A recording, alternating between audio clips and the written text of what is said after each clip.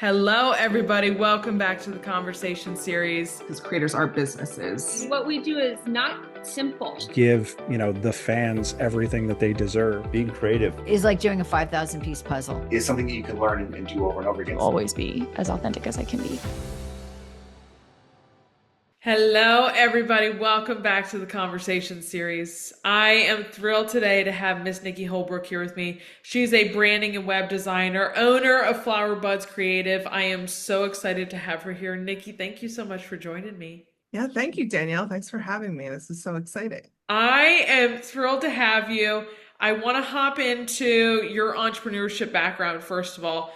What got you on the journey to being an entrepreneur? What got you into the sphere of being your own boss? Yeah, so I never really pictured myself as someone who would own a business, to be completely honest. I was in school for fine arts and went into graphic design. And so I kind of saw myself like, this is a way for me to make money. This is a career in the arts industry. I was always a creative. I always loved making art, but didn't really know if there was a path for me within that. I didn't want to be a starving artist, as a lot of people used to say. And so I found myself in the corporate world working within that industry, marketing specifically, and was dealing with a lot of male-dominated jobs that I was working in. So a lot of times I was excelling within my reviews, getting great reviews, and hearing great things about my work, and was always considered like the workhorse, was always doing really well, but just never really got to where I wanted to be within my career. Never saw that financially or title wise, wasn't getting that growth that I really wanted. And so I decided to kind of one day take it into my own hands and left my job without having anything else, and built Flower Buds. And so it's kind of been a journey ever since. It was just a decision that, for a very long time, I felt like I wasn't getting the experience or the growth that I wanted to see. And so I said, I'm going to grow myself. And so that's what I did. And that's kind of why Flower Buds came apart, because it was like, I'm a gardener. So I think a lot about growing a business and growing your garden, kind of relating it to that. And so, yeah, that's kind of where everything came from. Now, I want to pick your mind on this because a lot of people who hop into entrepreneurship, who hop into creating their own thing, they go in, they're like, okay, clients are going to line up right at my door. They're going to be there. What's your perspective on that? And like, what was your challenge there on bringing in clients and bringing in people who wanted your expertise? Yeah, so that's the kind of the mindset that I had when I left my job, was like, oh yeah, I could do this.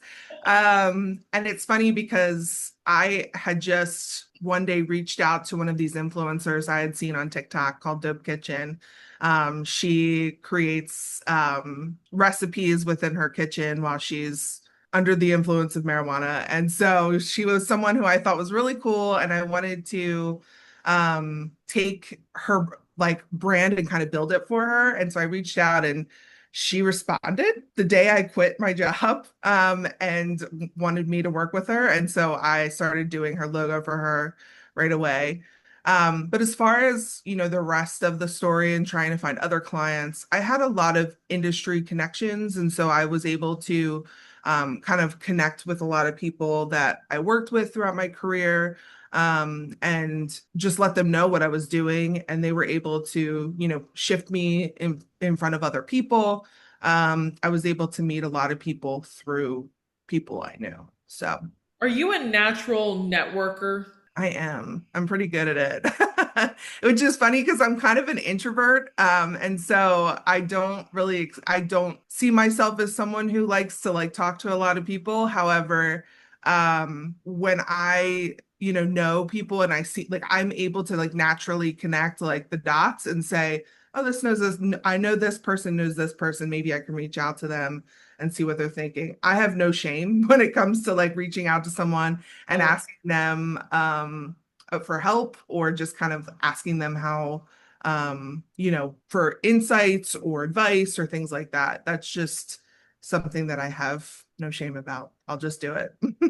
I have learned a new term this week that in between an introvert and an extrovert, it's an otrovert. It's you can turn it on when you're in scenarios, but you need 3 days to recharge your battery. I'm like, I sent it to my best friends. I'm like, I have found my term. This is me. Because I very much like I have social anxiety. I don't like to go out and network by myself. It just gives me the chills. My shoulders immediately go up to my ears. But when I get into scenarios and I get going, I'm like, I can get going. It's just getting over that initial first person and talking to that first person. Yes, I hear you. That is exactly how I feel for sure. Like the recovery is for real. Like I have to like take a minute and like step away and kind of breathe. Yeah. Yeah, have that recharge for sure. I tell everybody, I'm like, I can be in my house for 3 days on the couch with my dogs and nobody will see or hear from me. And I am so content with life. Yeah.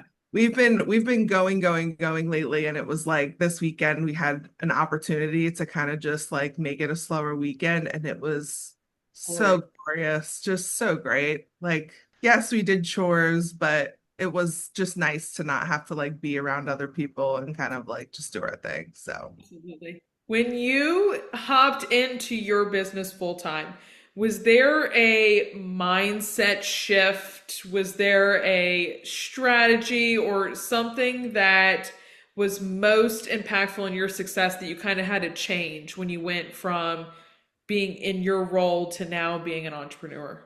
yeah, so be working in a 9 to 5 for years, for a decade or more, it's something that kind of gets ingrained in you that you need to be working from 8 to 5, like you need to be doing this.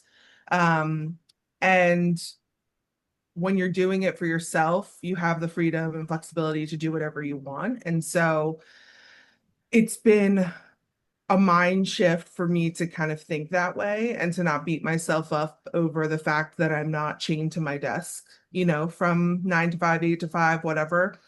That I'm giving myself grace and allowing myself to take the time that I need to breathe or, as you mentioned, like I kind of deal with a little bit of anxiety and things like that. So having the opportunity to step away if I need to recharge, do the things that I need to, because something I've learned in this journey is that rest is also production and like produce, you don't have to produce in order to be active, I guess, like in order to like be growing your business. You can take time and kind of rest and bring yourself back because there is no business without you.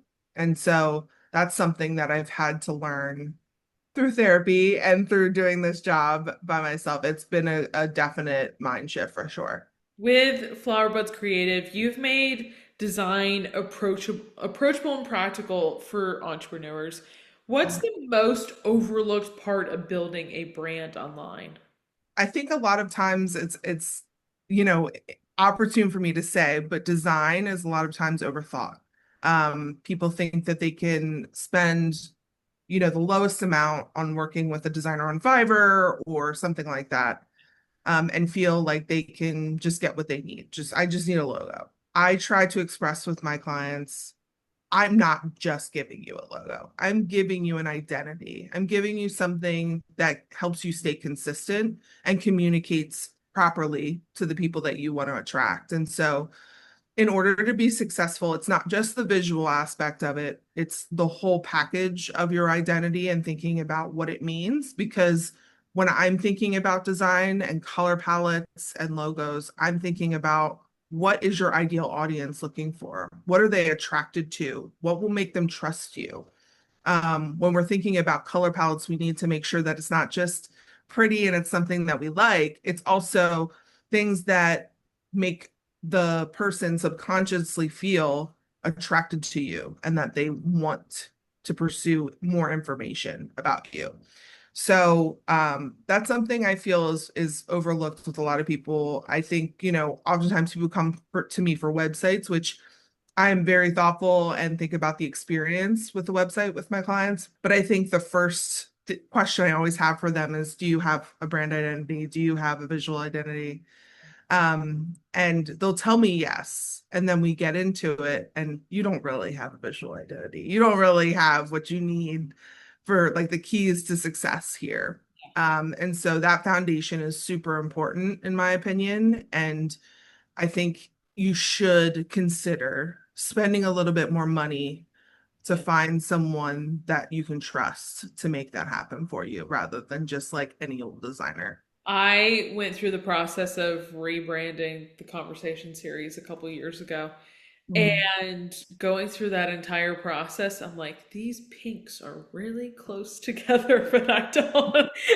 Going through that and finding the branding and the side of it, it's so, you start to doubt yourself. You're like, I don't know. I don't know which one I like. And so it is it's a fun but tricky process. You're like, what speaks the most about your brand and what you want to convey and Right. how you want people to feel. It's such an interesting process to go through with somebody. Absolutely. Yeah. And like you said, thinking about the pinks being close together or the colors just generally kind of either clashing or, being too close together. There are things that you need to consider about your appearance that have to be ADA friendly. So there are accessibility issues that you have to consider when thinking about design. So making sure that people with color blindness and some visual impairments are able to see the content that you're putting out. The type on top of the background has to be enough of a difference to be able to see with people with, color blindness and things like that. So there are ways that I'm able to check those things and get scores to see if they are Yeah, ADA compliant. I love that because it's so important now these days. You want to make sure that there's business there that you don't want to leave on the table, really. Absolutely. And also, you can get sued for not being ADA compliant, which is crazy. Yeah. So, you want to make sure that you're up to snuff with those types of things. So, I want to talk about success and success in your mind. How do you personally define success today? And has that definition changed for you over time? oof, yeah.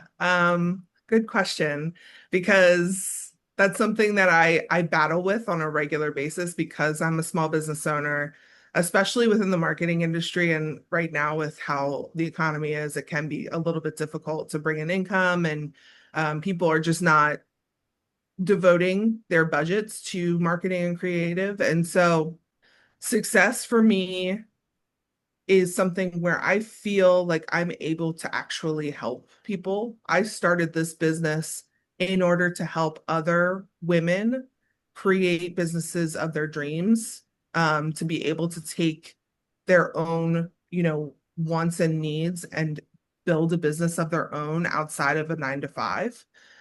Just like I was dealing with all of the issues within my, corporate career. That's a common story. And so I want to help other women do that thing.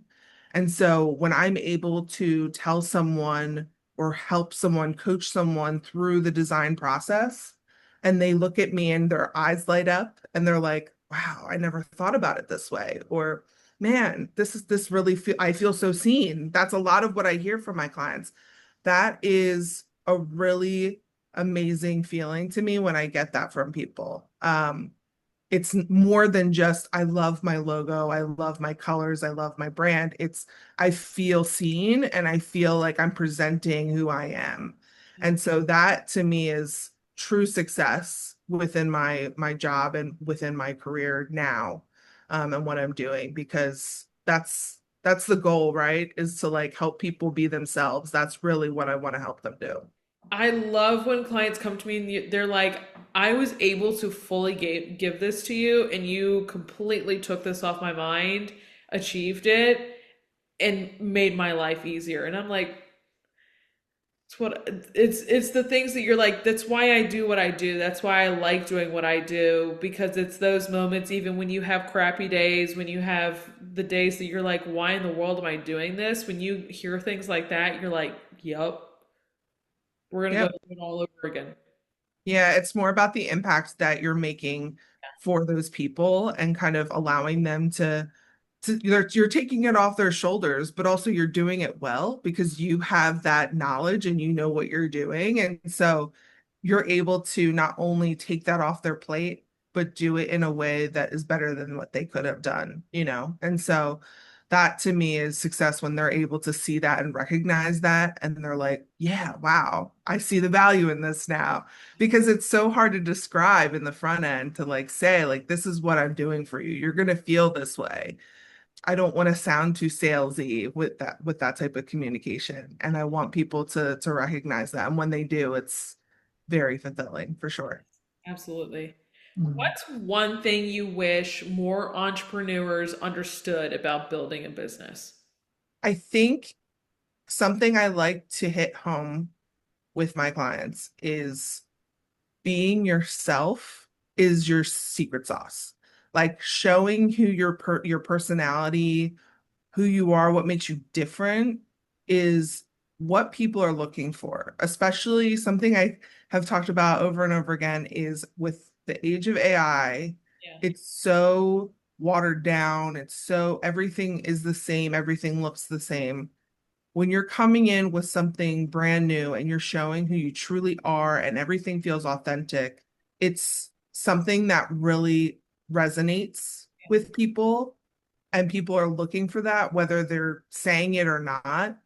They're looking for that type of communication. They're looking for the story. They're looking for something to connect to. And so values are really important and missions are really important. And knowing who your audience is so that you can truly, communicate specifically to them. That foundation is incredibly important. And I think that is part of understanding, like having that clarity of who you are and what your business is. Having that written down and like part of your brand is crucial right now. Yeah. Nikki, my last question for you.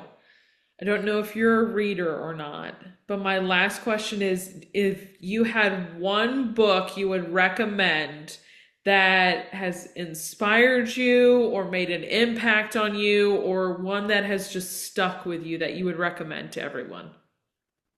Inspirational wise, there is it sounds so silly. I used to do Peloton. I used to ride a Peloton Yeah, while like during 2020 when everything shut down. That was like my purchase was like, I need something, totally.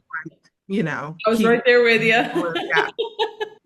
And Tunde, one of the instructors, wrote a book, and I'm the name of the book is escaping me, but the book that she wrote was so impactful to me just because she speaks a lot about what I'm saying here about like being yourself and showing who you are and being confident in that and communicating in a way that's confident in the fact that you are that way, that you won't go past those limits, that you're not going to fall into someone else's picture of what you should be.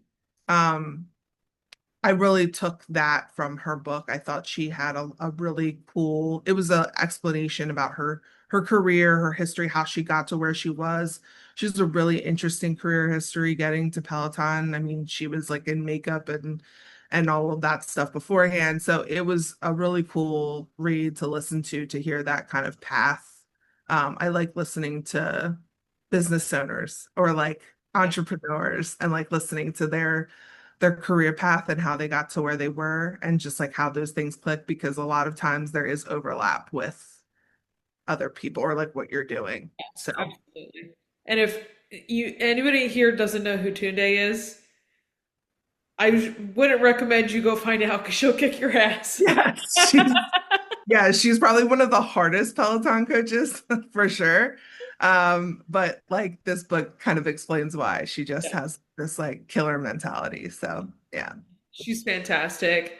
Nikki, I can't thank you enough for sitting down with me today and walking me through your mind and your business. I so appreciate it. And I can't wait to continue to see what you do. I appreciate you. Thank you so much, Danielle. This was awesome. Yes, I so appreciate it. You guys, I'm going to have all of Nikki's socials down below. Please go give her a follow. Stay in tune with everything that she's doing. And as always, I will see you guys back here next time. Bye, y'all.